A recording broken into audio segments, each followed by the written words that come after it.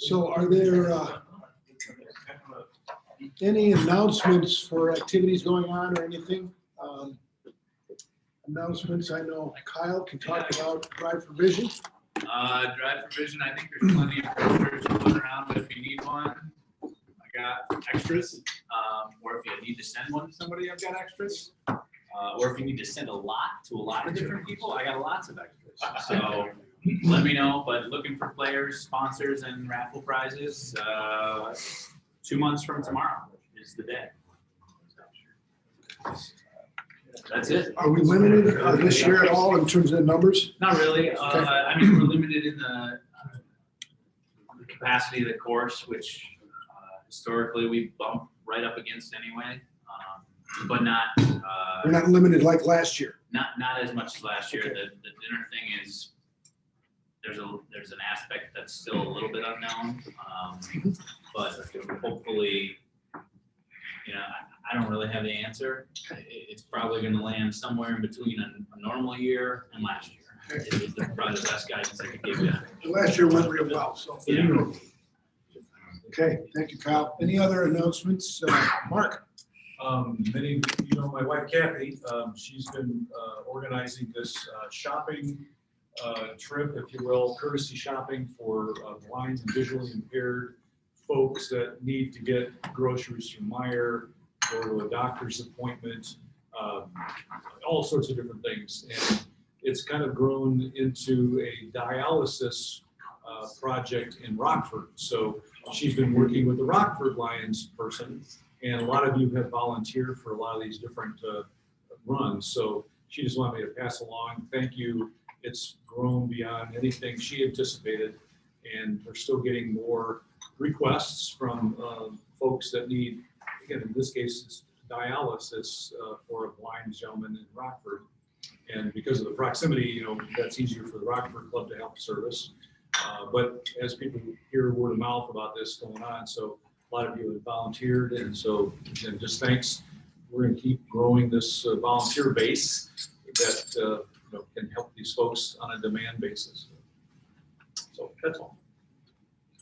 Good. Are you getting any unmet requests? Are we not being answered? I think it's pretty much 99% met. Every once in a while, somebody will forget, like Kathy forgot. We had a crazy month in Arizona. So it was her time to drive that she forgot to check herself off the list. So that kind of stuff happens. But for the most part, there's been, I think, more volunteers stepping up and there were slots to fill. And she just started using this new calendar software that if you've gone on the list before, you pull it up and it'll show you exactly what slots are open. So you don't have to have this back and forth and back and forth. It just shows you the entire calendar per month. Great. So getting more sophisticated as we learn more about this need. And we're working with Cherry Street. ABBI, and yeah, just working with the agency so they kind of pre-screen. We're not there to take people to get their nails done or to go out for a drink at the bar. It's pretty much medical emergencies or food. And so a lot of blind people, apparently they have their own money, but it costs, you know, $20 to Uber it back and forth. And if they're using a bridge card, they have to be in person to use the bridge card. So that chews up a good chunk of their food budget, which shouldn't be the way. So that's why your volunteer time and driving has really helped out, you know, that cause, if you will, so they can be independent, but still need us for transportation. Great, great. Announcements anymore? Scott, anything about recycling? No, we're still getting ready to think about reopening. We don't have a lot of need with the trip schedule, but we're working out deals. Got another work session start this week or next week. She was thinking of, with the constant statement of the problems that we're having in Michigan, that maybe it'd be pushed out a little bit more, but not this week. The plan was to open it up to people who are vaccinated, know each other, who want to work together as a team. Maximum of 8 people in the building at a time, and control it that way. And if people wanted to share, say, I want to bring a group in, like Mark would want to bring a group in on Friday mornings. Could we facilitate that? We'll work something out like that. But we're not going to do, 20, 30 people like we've done in the past. They all have to be vaccinated. We're not doing any students. We're not doing any outside clubs for working on the project. Because we have a lot of classes coming in the next 2 weeks, 3 weeks. So, but Ken Adamy's been doing all that from his house. He picks them up, takes them home, sorts them. So there's been no sorting going on, but he's been doing it all and taking care of it. So that's kept us afloat. So it's good. Are they still recording hours there, so we have an idea how many hours? Good. Yep. Oh, I don't Good. have The that. secretary can do that. I don't have it. We haven't submitted them, but we're Oh, they've got it. Okay, we'll get them submitted. They're sitting there somewhere. Okay. There's a book. Let's get Love to hear that. Good. Jamie, tail twister. One, as far as the announcement sort of tagging on to this, we've done the calendar raffle, and thought that probably wouldn't do it again this year because of the situation of COVID. Plus, a lot of people have been getting gift cards to go to restaurants that weren't open. But would still like consider doing it. One of my original thoughts when we way back started it was it worked well as having a Meyer gift card for our setup instead of a restaurant. I have nobody in my Rolodex, if you will, that I know at Meyer that we should talk to and something like that, or if you had a different idea where we might be able to cover it, because we need 365 gift cards. So I haven't approached the restaurants, but I just have the feeling that it's not going to be the best time to do it. So, anyways, just a thought. If anybody's got an idea of a big group that could cover it, or if there was a situation like I said, once again, Meyer would be one. Then we go to the normal business here. Pins. I hadn't looked around. I think my table was doing okay. Boy, yeah, there you go. believe it. He actually remembered it. Anybody that wants to fess up, I'll take a buck or two for that. Shame I don't give change. Okay, any happy bucks? Yes. I have some travel bucks. Okay. I went to Arizona to see what everybody was talking about out there, so I've now seen it, and while I was out there, I got engaged. Oh! That's probably worth 100. Wait, is this for vacation or the engagement? Well, so that was oh my gosh, I'm going to Lions Club today, and I never have cash, so that's my week's savings. That's right. Yeah. Well, guess what? When you get married, you still won't have any cash. Exactly. Hopefully it's not somebody you met out in Arizona. Hey, don't knock that. You're talking about Arizona. Oh, okay. Move on. Okay.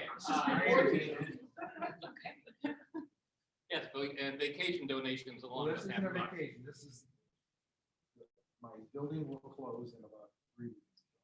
All right. Oh. Business, and then officially not the owner and what is it? That'll be about 45 days. Okay.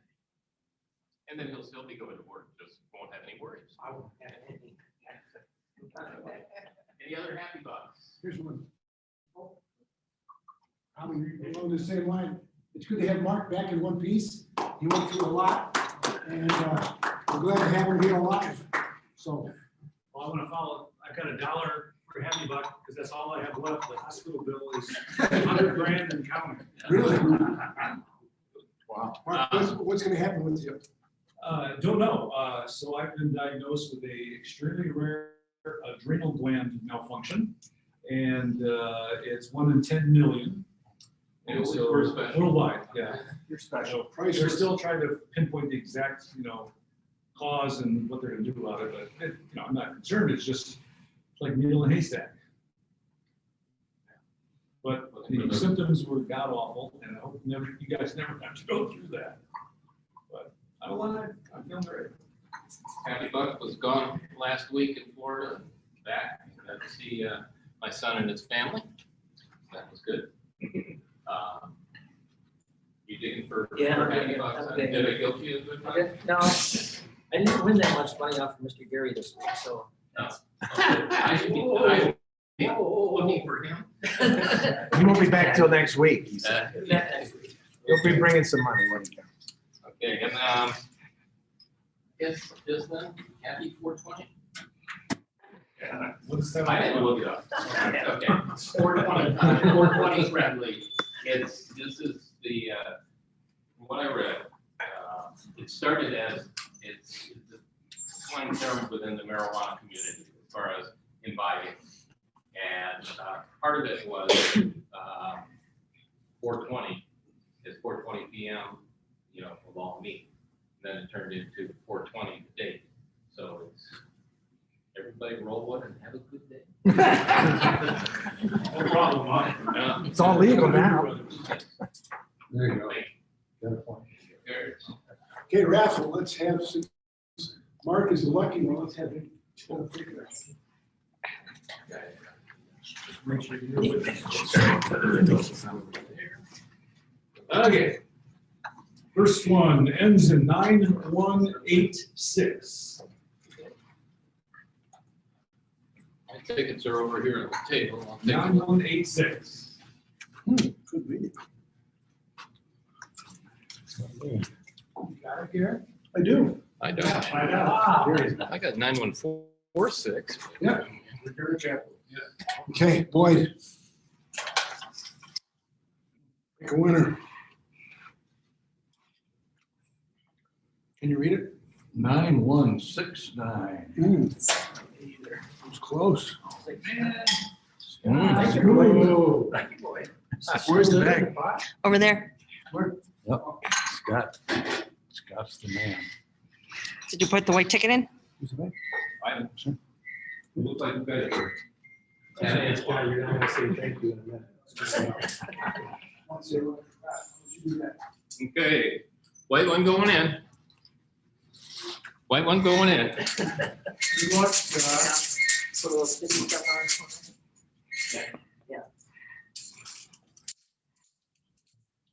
Oh. Oh, Too too bad. bad. Tough day. We always feel so bad. And Mark will be introducing our speaker today, our guest speaker. Thank you, Mark. Speakers. So,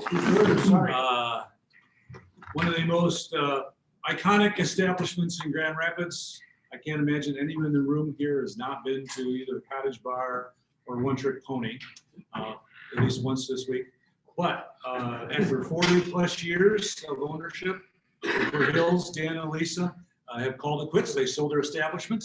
And now hopefully we have another 40 years with the new owners. But thought it would be interesting to kind of have a look back, and if you haven't been in Grand Rapids that long, maybe some of the ups, the downs, the highlights, the lowlights. But without further ado, Dan and Lisa Verhill.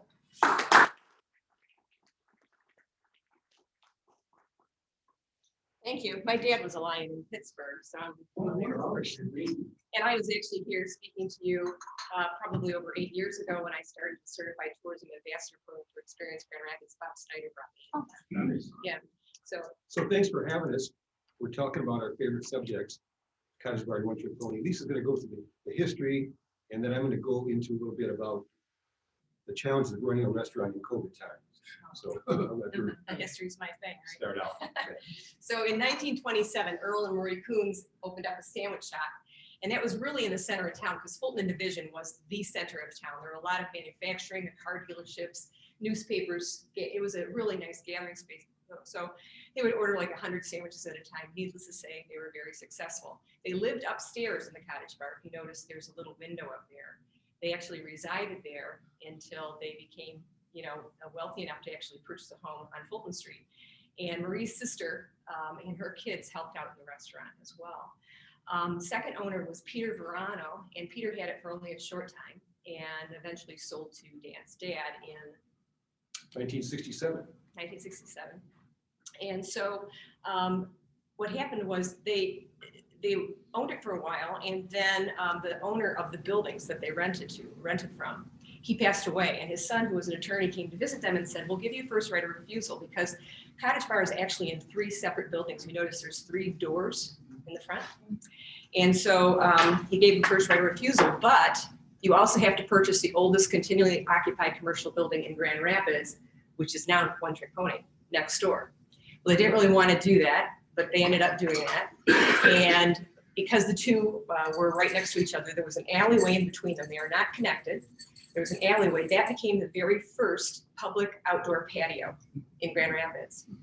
So there were people that rented from what is One Trick Pony now. It was And- the West Michigan Tourist Association. Remember this, folks? And we actually have their original sign that we're going to give to Dan, the head of the organization. So anyway, they were joined, and eventually Dan went through culinary school, and he went and did some home improvement work for a while, and then he came back to the restaurant, and you bought the restaurant from your dad in? 1980. Okay, so then they decided, he said, well, I want to open up a restaurant. And he says, well, you can only do it if you have 1 liquor license. Well, Vitale's set the precedence on Leonard Street, and the parking lot connects them.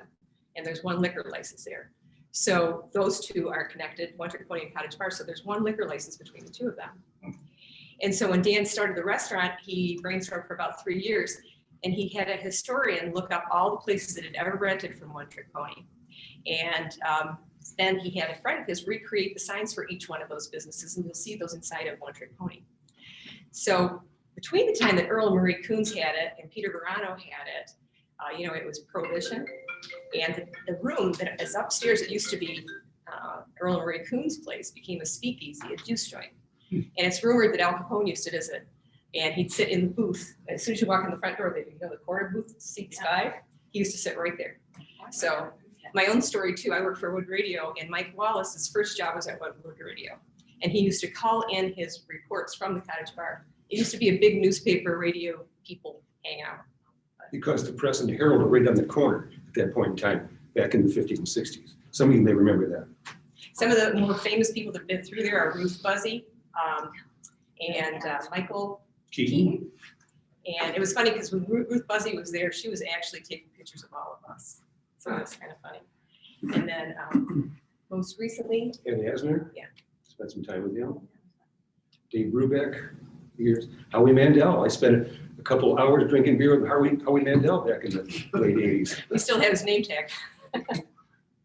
So a lot of famous people have gone through those doors. So. Did Dave Brubeck play music there? He was playing at Fountain Street Church, and the Fountain Street people brought him over to Cottage Bar after I was just a teenager. I didn't know who Dave Brubeck was, later on, he was a big time entertainer. So, but anyway, yeah, I was in my family for 54 years, and I took it over in 1980, as Lisa mentioned, and so I had 41 years then when I just recently sold it in February. And when I put it up for sale in February of 2019 or 2020, and then COVID hit a month later. So I had all kinds of interest coming in because I really wanted to buy the Cottage Bar because it had been there so long, And then COVID hit 6 weeks later, and everything went flat. No offers, and now no income because we were shut down on March 16th by the government mandate. We had a St. Patrick's Day party on March 15th, the day before the shutdown. But at that point in time, we had bought all these extra supplies for St. Patrick's Day. It was our biggest day of the year. We had 2 bands coming in, all this extra corned beef cabbage, all the things preparing for a big day. And then as COVID was starting to spread through that week, as you recall, people decided that they weren't going to go out anymore. So our biggest day of the year turned into a big bust, basically, and we were stuck with a lot of extra beer and food. But fortunately, the Liquor Control Commission had a buyback program because everyone was like $3,000-$4,000 in booze. And so they did a buyback. So then we had all this stuff. So then we froze it all. And then, of course, now it's March 17th. My staff comes to work, and I got to lay them off because we're not open anymore. And it broke my heart. There's no work. We can't sell food. We can't sell drinks.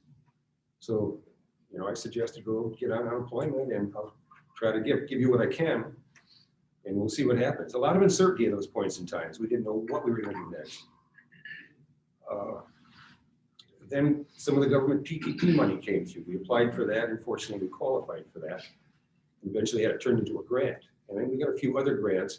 So through the help of governmental agencies, we were able to pay our staff, keep them on the payroll to even on a part-time basis, so that when we finally did reopen on July 6th, we were closed for 3 months without any income. But during that time, the bar was stripped and stained. One of our servers did that, and it was repainted and repaired. And we just spent a lot of time doing that. But because we were in hospitality, because our point of difference with those restaurants is Dan and Lisa are there. And when we would be there to give them a hug whenever they came in. And so hospitality is in our genes. And we didn't have anybody to be hospitable to. So Dan came up with the idea, hey, the hospitals are getting a lot of attention in their emergency rooms, but our brothers next door at the firehouse, they're not getting much attention at all. So what did we do? We started making chili for the firefighters. If you recall, the Cottage Bar had the chili cook-off for years, providing hundreds of thousands of dollars to a lot of different agencies. And so we thought, let's make chili. We're not doing anything. We're bored to death. So we started making chili for engine house number 1. Then we had leftover chili. I said, well, let's take it to the other engine houses. And pretty soon it just got legs all of a sudden. We were going to every one of the firehouses around the city of Grand Rapids. Every Tuesday, we'd make 100 batches of chili. And then Tony Gates got on the air and he started to talk about the chili bandits because we were wearing masks, right? And we were spotted and busted a couple of times. Hey, there's chili bandits. So Beth Kelly, who was, when I worked at Experience Grand Rapids, she was our HR collaborative. She helped us with HR. She called up and she said, Lisa, I have all this money from the stimulus. I want to give you money for this because we were doing it out of our own pockets. And so she gave us a real lump sum of money. So we were able to expand it. A couple people came to us and said, hey, I volunteered at this hospital. Can you go feed first and second shifts at the hospital? So we do that. And then beef prices went up, remember? And so somebody said, Eddie Taylor told us, say, have a GoFundMe page. So we did.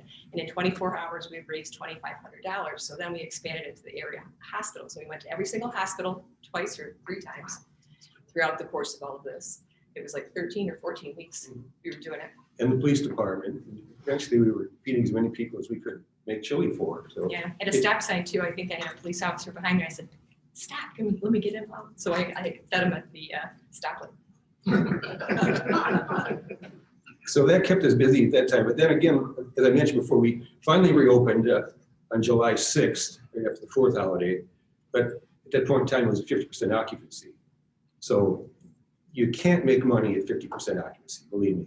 We tried everything, but you still got to pay for food, you got to pay for labor, and believe me, 50% just doesn't work. But through budgeting and again with the loan helped out, we were able to keep all the people on, and we got through it. Without the PPP loan, that would have been many 6 figures into my bank line of credit, I'm sure. But because it did help out, it did exactly what it was supposed to do. It kept my people on the payroll, kept us afloat, and a lot of restaurants got that loan and made it through. The ones that didn't probably didn't do so well because a lot of places did close down. As you mentioned earlier, the gift cards for restaurants, you can't depend on it because you know who's going to be around 6 days or 6 months anymore.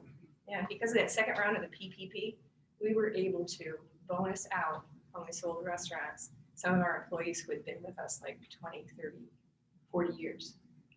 Awesome. So we just scraped by and got through the summer, and it started picking up. Finally, we're starting to pull in some positive numbers. And then, if you recall, in November, we had the second shutdown.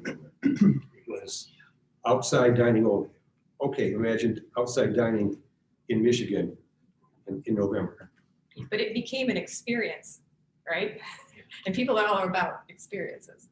So what we did was we winterized the outside patio, the first one in Grand Rapids. We enclosed it with panels and electric heaters, and it worked, but there were only 6 tables. They were packed all the time for 6 tables, but again, you can't make any money at 6 tables. They'd come with blankets and everything like this, like I said, experience. And then downtown Grand Rapids got the brain trial and said, well, people are winterizing their places. We want to support them. So they came up with a grant for $10,000 to winterize your outside patio. Well, we'd already done that. So I just gave my receipts and they gave me a check. So, Yeah, the city became remarkably resilient and, innovative throughout this, which was really kind of nice to see. We stopped the chili cook-off because they were making things so difficult. So it was kind of nice to see everyone rise to the occasion. So then as you know, I sold the places and I had 3 initiatives in making the sale. I wanted to sell to somebody local, not a chain from Dallas or New York City. I wanted to retain my staff as much as possible. And I wanted to keep the cottage bar the same as it was. So I ended up selling to my neighbors right around the corner that own the Palace of India. Younger couple, hardworking, they're there every day. So they were local. They agreed to retain my staff, and everyone's there yet today except for one person that left on his own volition. And I made them right into the sales contract. They couldn't make any changes for at least 1 year. So everything would be constant. But they don't want to change it because they recognize the fact it's been successful for 94 years. Why would you want to reinvent the wheel? You stand there any given night and invariably somebody says, good, nothing's changed. But that said, a lot has changed in the face of the restaurant industry. You've seen it before, not only just everybody wearing masks, contact tracing we had to go to, and keep all kinds of records we never had to do before. Takeouts become very big. Unfortunately, takeout, there's not a lot of money to be made in takeout. You know the term third-party delivery, Uber Eats, DoorDash. Okay, do you know why they call them third-party delivery? Well, from the restaurant point of view, they take 30% right off the top of your profits. So you're not making any money with those guys either. So they're really not good friends of the restaurant industry. We do it to keep product fresh and to keep our people employed, basically. But delivery, it just isn't a moneymaker. The people that made money in takeout were the people that were already set up for it, like drive-throughs. I mean, they're prospering. They're making more money than ever because they were ready for a situation like that. And we weren't. We tried to adapt and did to a certain extent. But we want to serve people face to face with plates and flatware and smile, not just a face throwing a paper bag out a window. So, yeah, I don't know if the restaurant industry is ever going to recover back to where it was, the way we knew it 15, 16 months ago. It'll always be there because people love to go out and eat. I know I do. I'm sure most of you do too. But it's always going to look different from this point on. And am I happy that I got out of it? Yes, I'm very happy I got out of it. But I would encourage you to support my restaurant brothers and sisters, because, especially the local ones, because they're working hard. They're trying to make it. Some are going to make it, and some are not going to make it. And it's just really, really tough right now. So if you could go out and spend some money at a local restaurant, tip your servers really well. They really, really need it because the unemployment rate for the hospitality industry is the highest of any sector in the economy right now. Yes, Mark. Any comments or any history with the new owners? Well, they've run the Palace of India for about a dozen years at various locations around town. They settled next to me on Fulton Street 5 or 6 years ago. And It's Sandeep and Jassy. good people. They're back in the kitchen, chopping vegetables every day at their restaurant. And they come get over. this, I mean, they're very hospitable. I Yeah. mean, they really have that hospitality gene, which is really important to us. He told all of our old staff that we shouldn't be charged for anything if we come in. Yeah, we can't spend a dime in there. It's lunch, dinner, drinks. But if you think about it, we're good marketing for the place, so we still see a lot of people coming in that we know. Yeah, and I believe they'll be successful because the iconic nature of the cottage bar, you really have to do something drastically wrong to not be successful there. And Jassy's talking about bringing music back to One Trick Pony, because One Trick Pony was the first place where local musicians could come out and support other local musicians, and that musical theme you'll see throughout the restaurant. And Ralston Bowles was really instrumental because he was a good friend of Dan's, and he says, hey, we don't have a place for local musicians to meet and support each other. And every Thursday night we had an acoustic cafe that would take place. And then on Monday nights, we used to have Hat Trick series with YCE, which was a fundraiser for local charities too. But music has always been a part of One Trick Pony, and I think he's going to try and bring it back. Any other questions, comments? I got a text from someone Kim Gary, this morning. Sure. I know the whole Gary family. Yeah, he said, say hi and congratulations to the Verhill sport. So he's a member? Yes, Okay. here's a here. Great, yeah. We don't know him. No. Never heard of him. I wish I would have been here. Yeah, I've seen him a long time. Yeah. But the Gary family, when they started out with Kent Beverage, their father, Larry Gary, and my father, through the restaurant trade, became very good friends. And so I know the brothers, right down the line, and we kind of grew in the industry together. So And the people who were independents in Grand Rapids, like,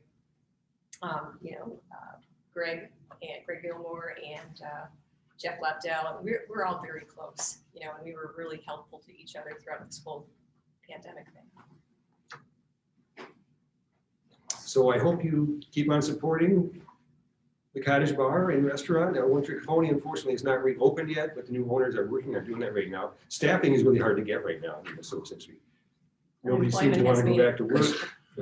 And till they can get staffed up, it won't reopen, but it will someday. And we want them to be successful as much as we can be and support them as much as we can. Thank you. Lisa, thank you. We have a small gift to thank you, in remembrance of Lions Club, so you think of your dad. All right. And you can share the cup, but probably have plenty of cups at home. And thank you for what you provided for Grand Rapids for so many years. Okay? Thanks for having us. Grand Rapids too. Yeah. Thank you very much. We'll, maybe we should have a club meeting over there some Tuesday. I did. Okay, we could do that. Maybe you can help us arrange that. And if I was still there, I'd give you all the certificate you needed. Well, we don't mind paying. We don't mind paying.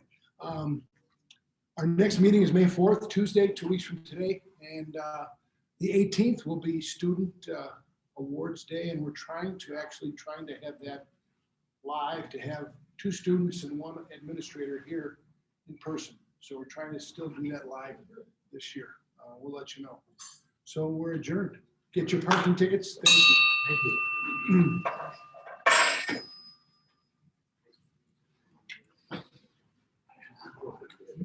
Thank you.